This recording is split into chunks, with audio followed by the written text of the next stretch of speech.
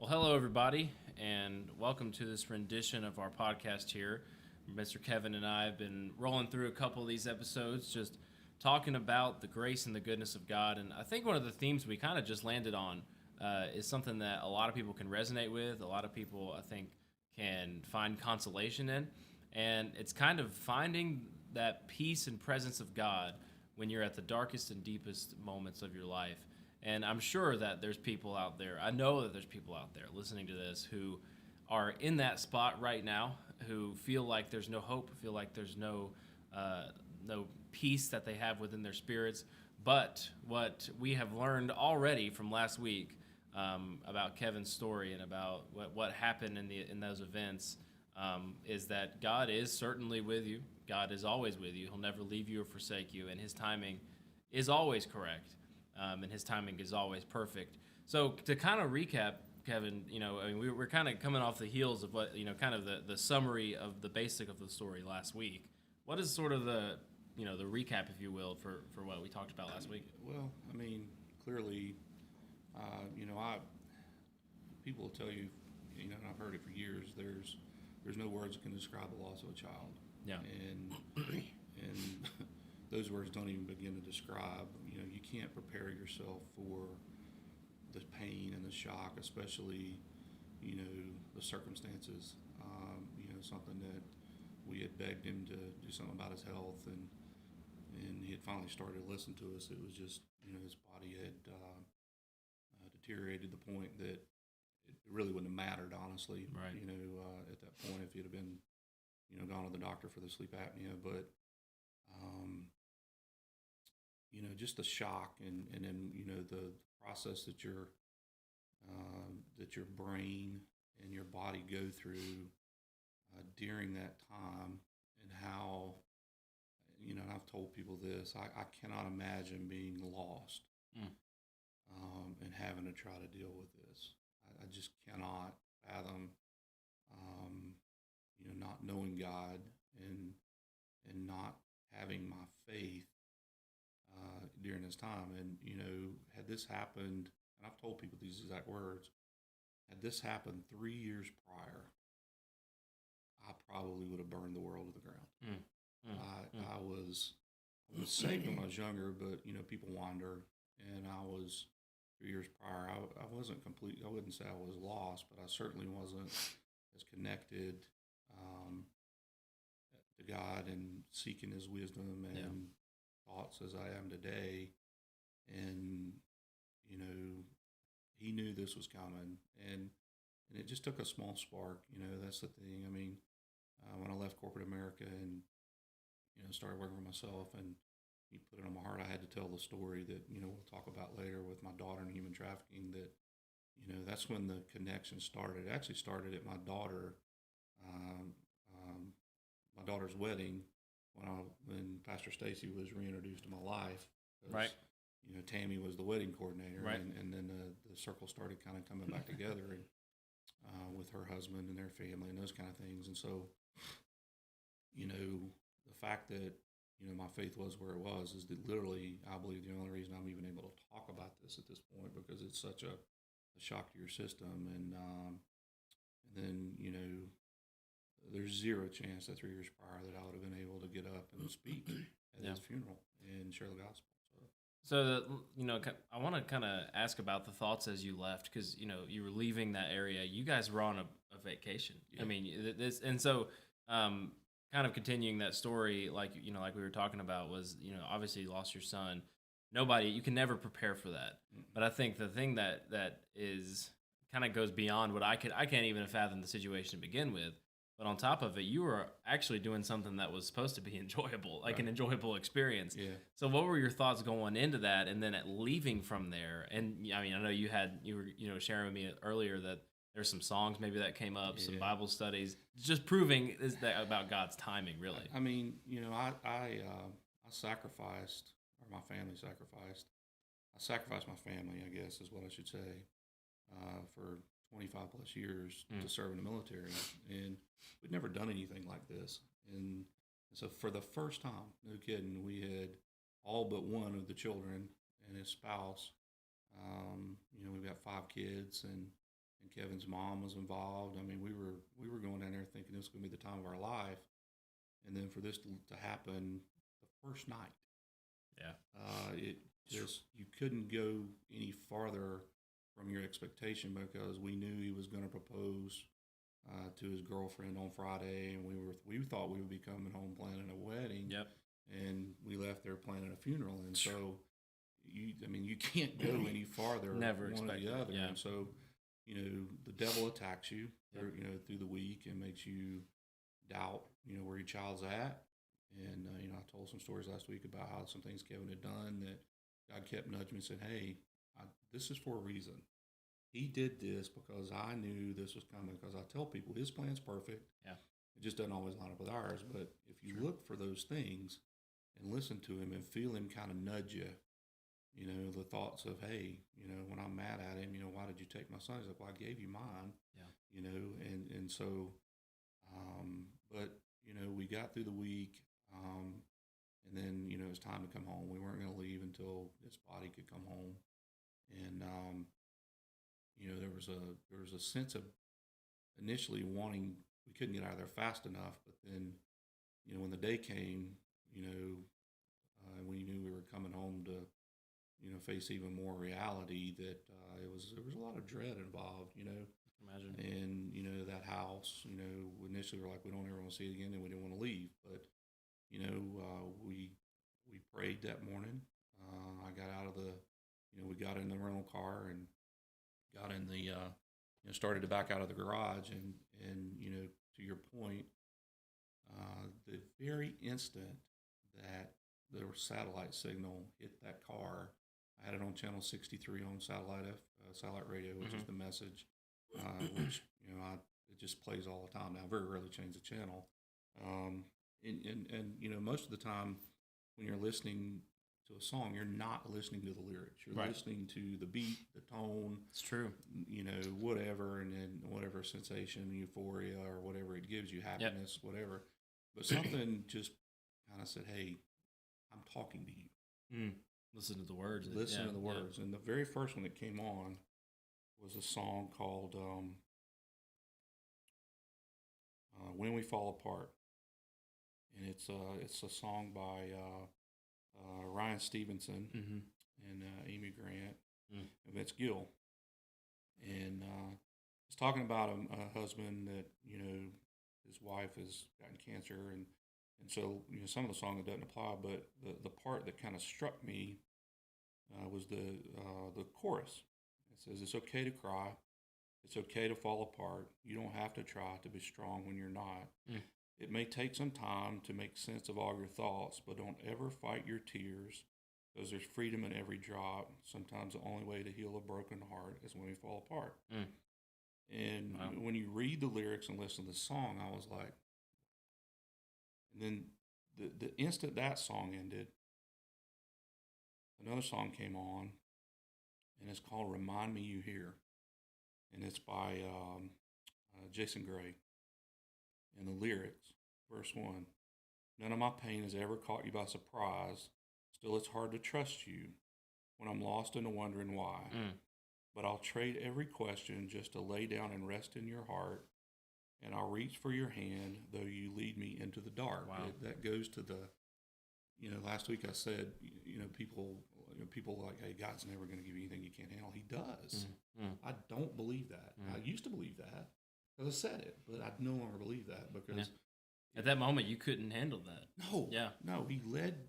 That's the darkest moment of my life, and He leads us into those places, and those things happen to us because we have nowhere to turn but Him. Period.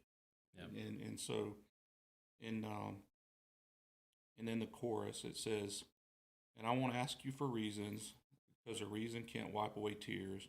No, I don't need all the answers. Just be here beside me, Father. Remind me you're here." And then verse 2, "It's no random or providence, neither are a comfort to me. You are cruel if you planned it, or weak if you allowed it to be. Half of me still believing, the other half is angry and confused. Oh, but all of me is desperate and longing to be held by you." Wow.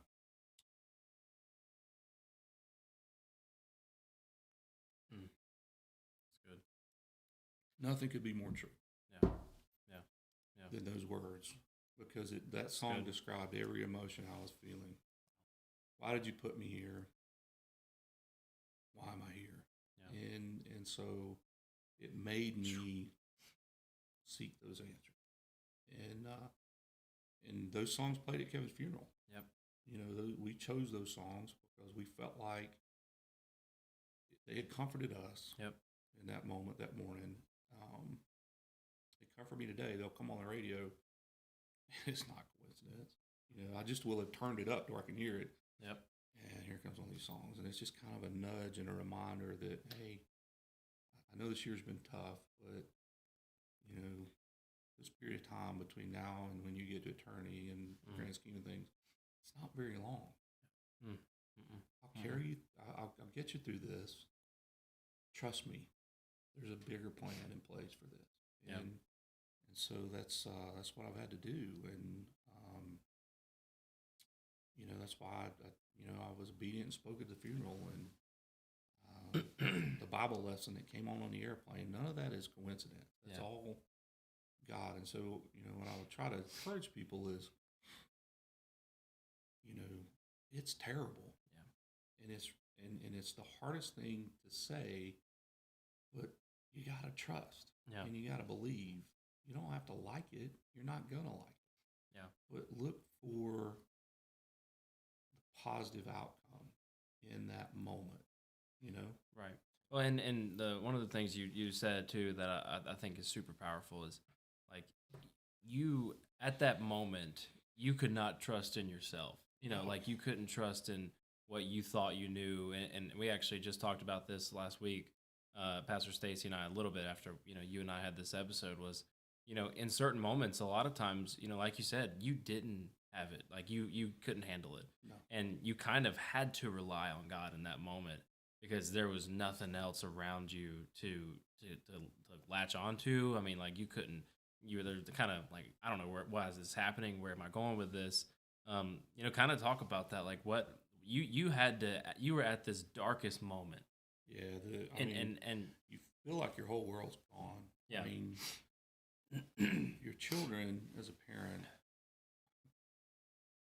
are your world, and you do not expect to have to bury a child. Mm. And when I say dark, I mean black hole dark. Yeah. I mean, my brain No went light. places that were not healthy. Yeah. And so the only thing I could do that gave me any solace or comfort was to pray. Yeah. God, you got to show me what's in this. Something. And it kind of built all week. I mean, there was quite a long time between, 11 days between his death and his funeral. And so I had a long time to kind of, longer than normal because, getting home and the whole process, it happened out of state.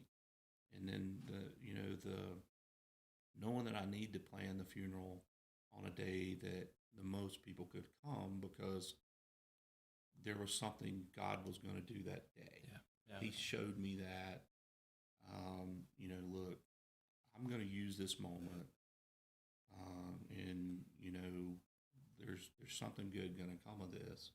And then when that short time we're here on earth elapses and this is all over, you won't remember that. This pain you're going through now will be gone from you forever. You won't have to deal with that. Just walk with me. Yeah. Let me carry you through this and use it. So. Well, and we talk. So we have a ministry here at Trinity, obviously, about Grief Share, and one of the, I think if there's something you're hitting on this vein really really well in this, and it kind of be comfort for people like that. And I think I may show this, share this podcast out with them as well. But the idea of grief, how that a lot of times people don't really understand those feelings, and like you were saying, you don't understand why this happened to you or why these moments are doing that or going this way. But I read this thing the other day about how grief is just the amount of love that you had. You are just expressing the love that you had through That's grief. a very good definition. And it was hard for me to grasp my mind around because just frankly, I'm young. I haven't experienced a whole lot of close deaths in family or friends or anything like that. But I think what you're talking about can resonate with people really well in that idea of it's okay to grieve. Like that, Yeah. that is what you're supposed to do. That is these feelings you're talking about. Just like that song, "When We Fall Apart." You're gonna fall apart. It's not if Right. you're gonna fall apart. It's when we do. Yeah, it's how to manage the falling apart and making sure that you don't do collateral damage, that it doesn't turn into a detrimental situation because grief's different for everybody. Um, I mean, I meant what I said. 3 years prior, this this would have been ugly. You Yeah. know, I don't even want to think about. Yeah, you fell apart then, but you would have really fell Oh, apart. it would I have mean, it would have been. been yeah, This was I fell apart, but because I had reconnected my faith and I was really digging and looking for and going through Bible studies weekly with a small group yep, and actively involved in trying to work on this other ministry and with the human trafficking and so I was in probably spiritually the best spot I had been in 20 plus years yeah, and had I not been out, the long term effect of God carrying me through this, I wouldn't have been able to share it. I right, wouldn't have wanted to share it. right, right, It wouldn't have been a positive story. Not that losing a child's a positive story, but the things He's done and the beauty and grace He showed me mm, in the darkest moment of my life are a beautiful story. yeah, I mean, losing a child is horrible, but God's grace in that dark moment is incredibly beautiful right, right, and incredibly powerful. The funeral and standing up there and in front of a lot of my old Air Force buddies that knew the old guy, yeah, the guy that had wandered away, and I said, I was like, a lot of you are probably looking up here going, wait a minute, you look like him, you sound like him, but you certainly aren't talking or acting like him. yeah. And Not that's saying God that. had changed me, in a good way.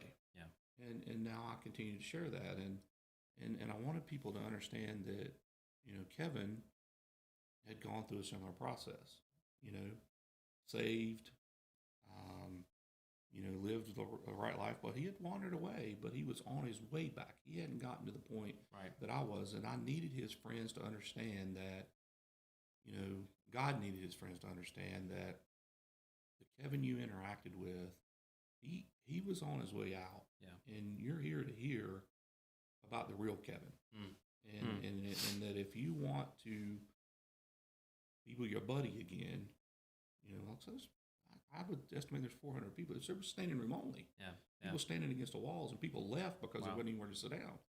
Um, you know, if you want to see him again, here's the things you have to do. Yep. Here, it doesn't sound right. It's hard for me to stand here and tell you this, but this is the truth. Yeah. There is a God. There is Jesus was real. Yeah. It's You good. know, It's good. and trust me when I tell you that Kevin's with him.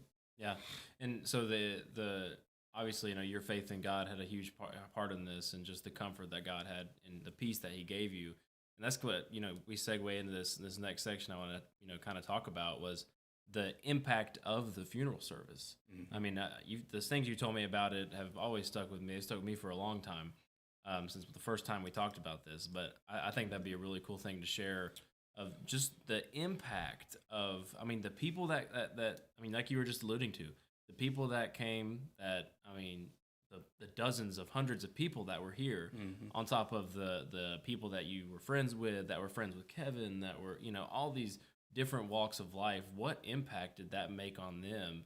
And you saw the positive benefit from that. I mean, it's not a positive event at all, but there was the Lord's positive impact in the midst Yeah. of that. The moment I knew that God was in control is prior to speaking. I won't say I was numb, but my mind was kind of at peace. Mm. I wasn't going through the grieving process. I focused on caring for his mother and my wife and his siblings, and I told you the story last week about the devil even splitting my causing my pants to split Right. up, Yeah. trying to keep me off the stage because it was dangerous. And Yeah, so, you didn't want to get up there, but but the minute, literally, the second I walked off and had, you know, allowed God to use me, it was like every ounce of energy in my body left. Mm. I didn't think I was going to get back to my chair. Wow. The grief just ran me over like a truck because, you know, it's just a super surreal experience. You know, Stacy hugged me, and then I tried to walk in my chair, and I was just struggling, and I sat down, and I just lost it. Yeah. And all the emotion came rushing out, but you know, God had shielded that and kind of kept that bottled up so I could get the message. I mean, some of it shows, and I'm happy to share the service. It was a videotape. Yeah. But you know, when he gave invitations, you know, because I said, look, we're going to ask people to accept Christ. I'm not going to let this moment pass. It's good. And that's what I would encourage people to do, you know, with your story is that, you know, I've thought about this today, you know, the last couple of days is God gives us all stories and instances where he's blessed us, he's carried us, he's encouraged us. He doesn't want us to keep it to ourselves. Yeah, that's good. Because if you share it, which is the only reason I'm doing this, is because he wants me to.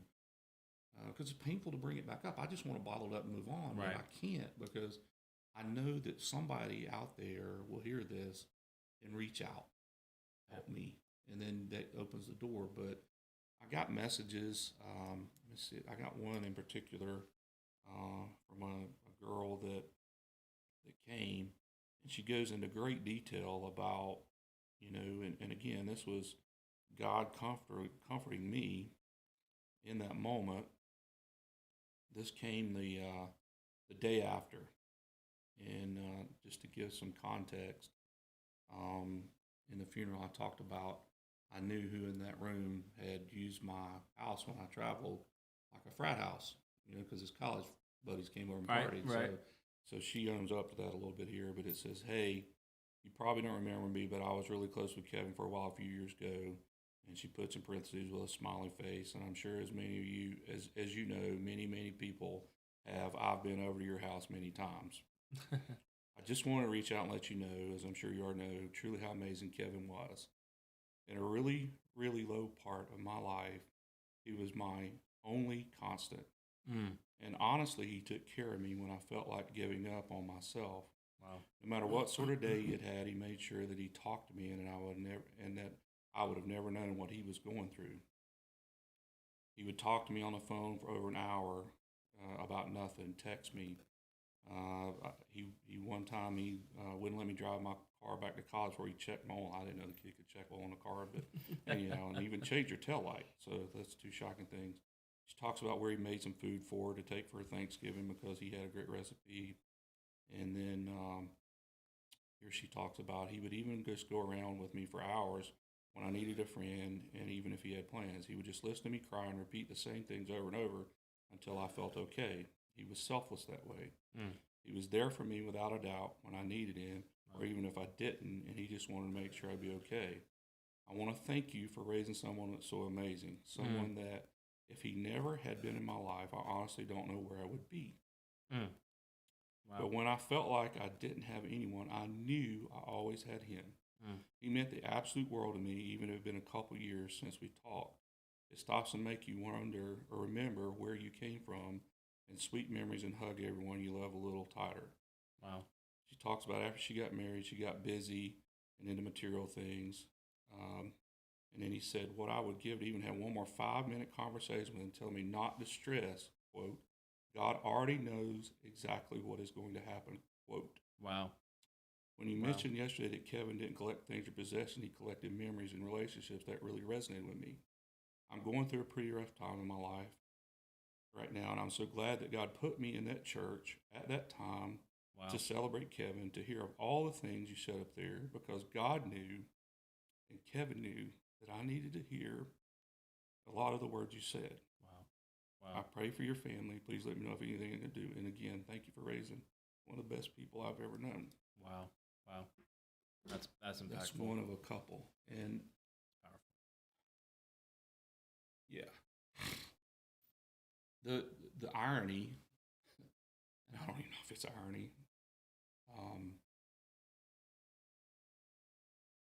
when I opened his phone the day after he died, very young lady had texted him the morning he died, just to Wow. say, "Hey, how are you? Haven't talked to you." Wow. Wow. And it's like she knew, like something had changed, but it's clearly painful for me to read that. But I'm willing to continue to do that in hopes that somebody out there will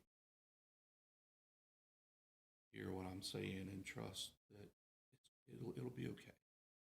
And through that too, I think the greatest thing that you shared with me too about that is that you had a confirmation through those kind of messages that Kevin was with the Lord. I mean, Oh, yeah. he knew the Lord. He had a relationship with the Lord. Even though you had said that you felt like, it was like, where is his? The enemy was trying to tell you, like, make you doubt where he was.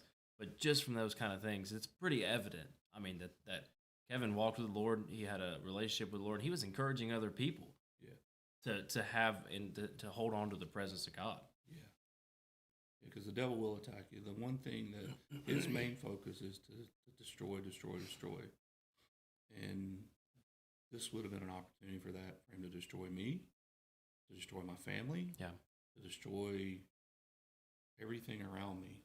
But we have, because God has carried me, and I have decided to take, one of the things that I think is one of my biggest failures as a parent is I was so focused on things that didn't matter, really, the military and professional job, that I wasn't as good of a spiritual leader as my house as I should have been. And now I've taken that to the opposite effect. And my family would have been blown apart and fragmented by this had God not prepared me to take that role and given me the words to say, at the right moment. And when my Bible lesson, I'm behind, and I open it, and well, I'm not behind. That's what he wanted me here today. Yeah. Just those kind of things. So Yeah, and I think the overarching message of this whole thing too is, and in future episodes that we'll talk about, is just really the provision, and the presence of God over your life. And I think if there's one thing that I've heard from this is that even when you don't have it all together, when you do fall apart, that in those, it's kind of crazy how those two songs coincide so well. It's like, when we fall apart, I'm still here. It's not a coincidence. It's not a coincidence. That's right. That's all God, brother. I've stopped using the word coincidence That's at this good. point in my life, because I just no longer believe in them where God's concerned. I love that. I love that. It's all pre-planned and ordained, and even the things that hurt, to the point that Good. you can't imagine, it's part of his plan. And you just seek him in that dark moment. Look for the light in the dark tunnel. It's good. No, it's not a train. It's God. Just look for it. Yeah, absolutely. Well, you guys out there listening, I think this can be 100% an encouragement for you. If there's anything you're hearing from this, and if it's something that you guys are going through, a very similar vein of losing a loved one of any capacity, know that it is okay to grieve, that it is okay to have these feelings, and that the Lord is always with you. He'll never leave you. He'll never forsake you. And I love that. It's not a coincidence. It is all God's sovereignty and his ordination through all the situations. And I'm going to keep that. I'm going to keep that in my back pocket. It's not a coincidence. God does not work and operate in coincidences. He operates in real truth and real faith. So we'll be back on here. We got some, I know Kevin's got some other stories to share, and I've got dozens more things to ask him and talk to him about. So you guys keep tuning in, and we'll be back around the next couple of weeks, and we'll catch you guys next time. Kevin, you got anything to drop with them?